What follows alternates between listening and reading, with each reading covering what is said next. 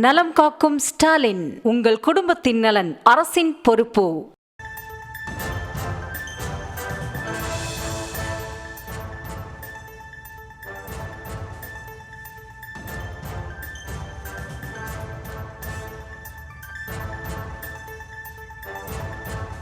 திருப்பூர் மாவட்டத்தில் வெட்டி கொல்லப்பட்ட SSI சண்முகவேல் குலருக்கு டிஜிபி மரியாதை செலுத்தி வருகிறார். தொடர்பான காட்சியை பார்த்து வருகிறோம்.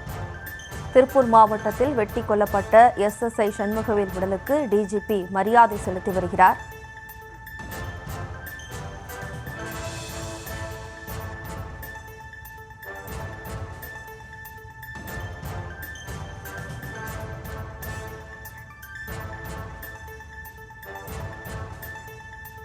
திருப்பூர் மாவட்டத்தில் வெட்டி கொல்லப்பட்ட SSI சண்முகவேல் உடலுக்கு டிஜிபி மரியாதை செலுத்தி வருகிறார்.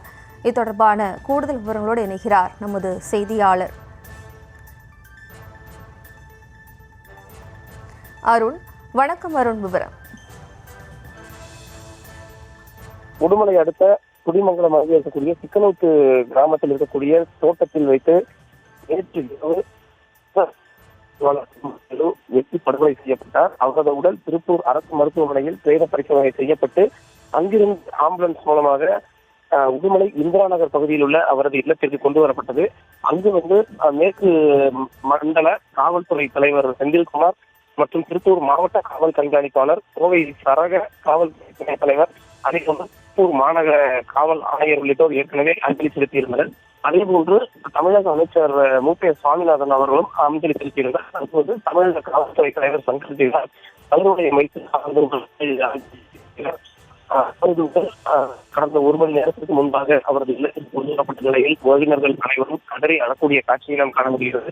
தற்போது காவல்துறை தலைவர் சங்கர் ஜிவால் உங்களுக்கு மலர்வளையம் வைத்து அஞ்சலி செலுத்தக்கூடிய நிலையில் நேரத்தில் அவர்கள் பலத்த பாதுகாப்புடன் எடுத்துச் செல்லப்பட்டு உடுமலை பகுதியில் இருக்கக்கூடிய மின் அவர்கள் உடன் தகவல் செய்யப்பட்டிருக்கிறது. குண்டுகள் மூலம் முழு அரசு மரியாதையுடன் உடலாக செய்யப்பட இருக்கிறது. அதற்கான ஏற்பாடுகள் அங்கு மின்மையாளர்கள் செய்யப்பட்டிருக்கக்கூடிய நிலையில இந்த உடலை சுற்றிலும் காவல்துறையினர் அரசு மரியாதையுடன் இங்கு காத்திருக்கிறார்கள். அதே போன்று சட்டமன்ற உறுப்பினர்கள், அதே போன்று அரசியல் கட்சியினர், காவல்துறை தலைவர்கள்.